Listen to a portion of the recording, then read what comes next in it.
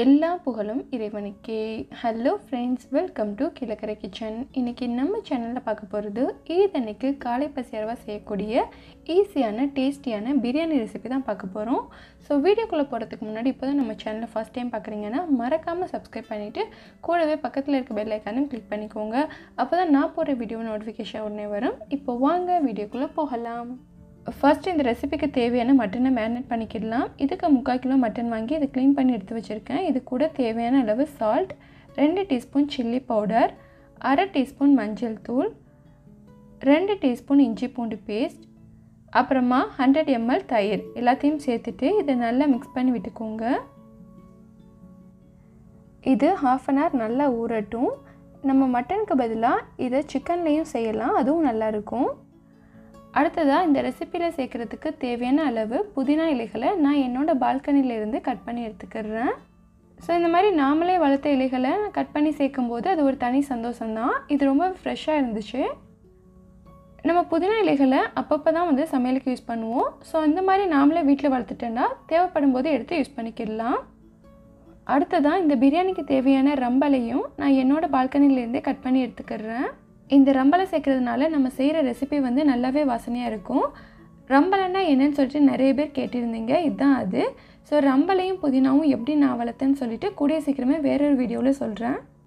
Next நம்ம பிரியாணிக்கு தேவையான ஆனியனை ரெடி பண்ணிக்கிடலாம். இதுக்கு பிரீத்தி ஜோடியாக்கோட ஆனியன் கட் பண்ணுற ஜார் எடுத்துகிட்டு அதில் நான் 300 கிராம் வெங்காயத்தை ஆட் பண்ணிக்கிறேன். ஸோ இந்த மாதிரி நம்ம சேர்க்கும் போது இது சீக்கிரமே கட் பண்ணி தந்துடும், வேலையும் டக்குன்னு முடிஞ்சிடும். இப்போ நம்ம செய்ய ஆரம்பிச்சிடலாம். இதுக்கு ஒரு பிரியாணி பாட் எடுத்திருக்கேன். இதில் 75 கிராம் கோகோனட் ஆயிலும் அப்புறம் 50 கிராம் கீயும் சேர்த்துக்கிறேன். இது 2 சேர்க்குறதுனால பிரியாணி நல்ல வாசனையாக இருக்கும். இப்போ இது சூடானதும் இதில் 4 பட்டை, 4 கிராம்பு, 5 ஏலக்காய் சேர்த்துக்கிறேன். அப்புறமா இது கூடவே 2 ரம்பலையை கட் பண்ணி சேர்த்துக்கிறேன். நம்ம சேர்த்த ஸ்பைசஸ் எல்லாமே நல்லா பொரிஞ்சு வாசனை வந்ததுக்கப்புறம் இதில் கட் பண்ணி வச்சுருக்கிற 300 கிராம் பல்லாரி வெங்காயத்தை சேர்த்துக்கிறேன். இப்போது நம்ம சேர்த்த வெங்காயம் எல்லாமே நல்லா பொரிஞ்சு கோல்டன் ப்ரௌன் கலர் வரணும். ஸோ அது வரைக்கும் இதை வதக்கி விட்டுக்கலாம். எப்போவுமே பிரியாணிக்கு நம்ம சேர்க்குற வெங்காயம் நல்லா பொரிஞ்சு வந்தால் தான் இது நல்லா டேஸ்ட்டாக இருக்கும். வெங்காயம் நல்லா கலர் சேஞ்ச் ஆகி வந்துடுச்சு. இதுக்கு மேலே வச்சிட வேணால் கருகிரும். இதுக்கு முந்தின ஸ்டேஜில் எடுத்துட்டிங்கன்னா அது பச்சையாகவே இருக்கும். ஸோ இதுதான் சரியான பக்குவம். அப்புறமா இதில் 2 டீஸ்பூன் இஞ்சி பூண்டு பேஸ்ட் ஆட் பண்ணிக்கிறேன். நம்ம ஏற்கனவே மட்டனை மேரினேட் பண்ணும்போது அதில் 2 டீஸ்பூன் இஞ்சி பூண்டு பேஸ்ட் ஆட் பண்ணிக்கிறோம். இப்போது ஒரு 2 டீஸ்பூன், ஸோ டோட்டலாக 4 டீஸ்பூன். இதோட ராஸ்மெல் போய் நல்ல மனம் வந்துருச்சு. அடுத்ததாக இதில் கட் பண்ண 200 கிராம் தக்காளியை சேர்த்துக்கிறேன்.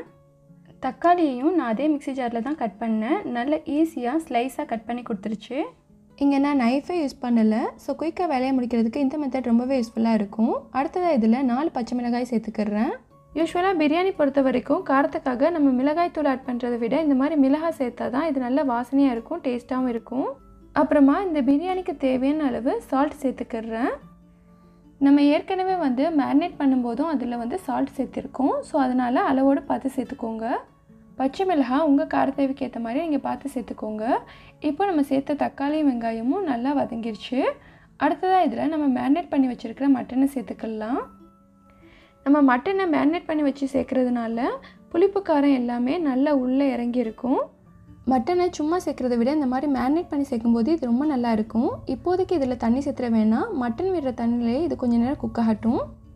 இப்போது இதை மூடி போட்டு தீயை மீடியம் ஃப்ளேமில் வச்சுட்டு 10 நிமிஷத்துக்கு வேக வச்சுக்கிறேன். நம்ம இதே மெத்தடே யூஸ் பண்ணி சிக்கன்லேயும் செய்யலாம். ஸோ சிக்கனுக்கு வேகிற டைமிங் கம்மியாக இருக்கும், பட் மட்டனுக்கு கொஞ்சம் டைம் எடுக்கும். இதே ப்ரொசீஜரை ஃபாலோ பண்ணி நம்ம பீஃப்லேயும் செய்யலாம், பட் பீஃபுக்கு இன்னும் எக்ஸ்ட்ரா டைம் எடுக்கும். அப்புறமா இதில் குட்டி குட்டியாக சாப் பண்ணி வச்சுருக்கிற புதினா மல்லி இலைகளை சேர்த்துக்கிறேன். இதுவும் நல்லா எக்ஸ்ட்ரா ஃப்ளேவர் கொடுக்கும். இப்போ இது சேர்த்ததுக்கப்புறம் இதை நல்லா பெரட்டி விட்டுக்கோங்க. நான் ஸ்டார்டிங்கில் தாளிக்கிறதுக்கு ரம்பலை சேர்த்திருந்தேன். உங்கள்கிட்ட இல்லைன்னா நீங்கள் பிரியாணி இலை கூட சேர்த்துக்கலாம். அடுத்ததாக நம்ம இதில் சேர்க்க போகிற மெயின் இன்க்ரீடியன்ட்ஸ் ரொம்பவே முக்கியம். இதுக்கு நான் கடையில் ரெடிமேடாக விற்கக்கூடிய அனில் பிராண்டோட அரிசி சேமியா 1/2 கிலோ பாக்கெட் ஒன்று எடுத்திருக்கேன். இதை இந்த மாதிரி கையை வச்சு நல்லா நொறுக்கி விட்டுக்கோங்க. அப்படின்னா இது சின்ன சின்னதாயிரும். இப்போது இதை பிளேட்டில் கொட்டி வச்சுட்டு இது க்ளீனாக இருக்கான்னு செக் பண்ணிக்கோங்க. நம்ம ரோஸ்டட் சேமியாவில் செய்கிறத விட இந்த மாதிரி அரிசி சேமியா யூஸ் பண்ணும்போது டேஸ்ட் நல்லா பக்கவாக இருக்கும். இப்போது எண்ணெயும் நல்லா மேலே பிரிஞ்சு வந்துடுச்சு. இந்த கிரேவியும் நல்ல வாசனையாக இருக்குது. இந்த ஸ்டேஜில் கறி வந்துருச்சான்னு செக் பண்ணி பார்த்துக்கலாம். உங்களோடது வேகமாக இருந்துச்சுன்னா எக்ஸ்ட்ரா தண்ணி சேர்த்து அதை குக் பண்ணிக்கோங்க. இப்போது என்னோடய நான் செக் பண்ணி பார்க்குறேன். இது நல்லாவே வெந்திருக்கு. அப்புறமா இந்த பிரியாணி இன்னும் நல்ல டேஸ்ட்டு தரதுக்காக வேண்டி இதில் நான் தேங்காய் பால் சேர்க்க போகிறேன். இதுக்கு ஒரு பெரிய சைஸ் தேங்காயை அரைச்சி பால் எடுத்து வச்சுருக்கேன், அதை சேர்த்துக்கிறேன். நான் எடுத்து வச்சுருக்கிற தேங்காய் பாலோட எக்ஸ்ட்ரா தண்ணி சேர்த்து 1 லிட்டரும் 200 ml வர மாதிரி வச்சுருக்கேன். இதுதான் சரியான அளவு. இதில் நம்ம தேங்காய் பால் சேர்க்காமலும் செய்யலாம், அது நல்லா இருக்காது. தேங்காய் பால் சேர்த்தா தான் ரொம்ப நல்லாயிருக்கும். இதுக்கப்புறம் இதை நல்லா கலந்து விட்டுட்டு இருக்கணும். ஸோ தேங்காய் பால் சேர்த்ததுனால இது திரண்ட மாதிரி ஆயிரும். ஸோ இது கொதி வர வரைக்கும் இதை நல்லா மிக்ஸ் பண்ணி விட்டுட்டு இருங்க. நம்ம கோகோனட் ரைஸ் செய்கிறதா இருந்தாலும் சரி, இந்த மாதிரி தேங்காய் பால் சேர்த்ததுக்கப்புறம் நல்லா மிக்ஸ் பண்ணி விட்டுட்டு இருக்கணும். அப்போ தான் இது திரண்டு வராது. அடுத்ததாக இது கூட 1/2 டீஸ்பூன் கரம் மசாலா பவுடர் சேர்த்துக்கிறேன். இப்போ இதையும் சேர்த்து கலக்கி விட்டுக்கோங்க. கரம் மசாலா பவுடர் சேர்த்ததுக்கப்புறம் இதில் 1/2 லெமனை பிழிஞ்சு ஆட் பண்ணிக்கிறேன். இது ஈஸியாக செய்யக்கூடிய பிரியாணி. இதுவே நீங்கள் இடியப்பத்தில் செய்கிறதா இருந்தால் வேலை வந்து ஜாஸ்தியாக இருக்கும். நம்ம சேனலில் ஆல்ரெடி இடியப்ப பிரியாணி எப்படி செய்யணும்னு சொல்லிட்டு வீடியோ அப்லோட் பண்ணியிருக்கேன். அதை பார்க்காதவங்களுக்கு கீழே டிஸ்கிரிப்ஷனில் லிங்க் கொடுக்குறேன், செக் பண்ணிக்கோங்க. இப்போது இது கொதி வந்துருச்சு. இந்த டைமில் நம்ம எடுத்து வச்சுருக்கிற சேமியாவை சேர்த்துக்கிடலாம். சேமியாவை சேர்த்ததுக்கப்புறம் இதை நல்லா கிளறி விட்டுக்கோங்க. நம்ம எக்ஸ்ட்ரா தண்ணி வச்சுட்டோம்னா இது குழஞ்ச மாதிரி ஆயிரும். ஸோ அதனால் பார்த்து அளவோடு வைங்க. இதுவும் ஓரளவுக்கு இடியப்ப பிரியாணி மாதிரி தான் இருக்கும். ஸோ சேமியாவை சேர்த்ததுக்கப்புறம் இதை ரொம்ப நேரம் கிளற வேணாம். இந்த பிரியாணி இடியப்ப பிரியாணி செய்கிற அளவுக்குலாம் டைம் எடுக்காது, சீக்கிரமே முடிஞ்சிடும். ஸோ இந்த ரெசிபியை வந்து பேச்சுலர்ஸ் கூட ட்ரை பண்ணலாம். வீட்டில் யாராவது கெஸ்ட்டு டக்குன்னு வந்துட்டால் கூட இதை மாதிரி செஞ்சு கொடுக்கலாம்.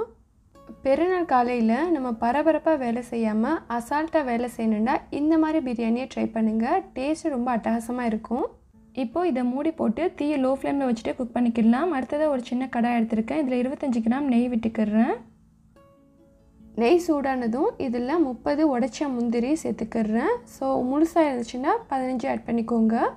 அடுத்ததான் 20 கிஸ்மிஸ் பழத்தை ஆட் பண்ணிக்கிறேன். இப்போது இந்த ரெண்டுமே நல்லா நெய்யில் பொரிஞ்சு மணம் வந்ததுக்கப்புறம் இறக்கிடலாம். இப்போது பிரியாணியை ஓப்பன் பண்ணி பார்க்கலாம். தண்ணி எல்லாமே நல்லா வத்திடுச்சு. அடுத்ததாக இதை கரண்டியை வச்சு இந்த மாதிரி ஒரு சுற்று விட்டு பெரட்டி விட்டுக்கோங்க. பாருங்கள், இந்த சேமியா பிரியாணி குலையவெலாம் இல்லை, நல்லா பர்ஃபெக்டாக வந்திருக்கு. இதை ரொம்பலாம் போட்டு கிளறக்கூடாது, ஏன்னா சேமியா உடஞ்சிரும். ஸோ இந்த மாதிரி கரண்டியை வச்சு லைட்டாக அமர்த்தி விட்டுட்டு அதுக்கு மேலே நம்ம வறுத்து வச்சுருக்கிற முந்திரி கிஸ்மிஸை சேர்த்துக்கலாம்.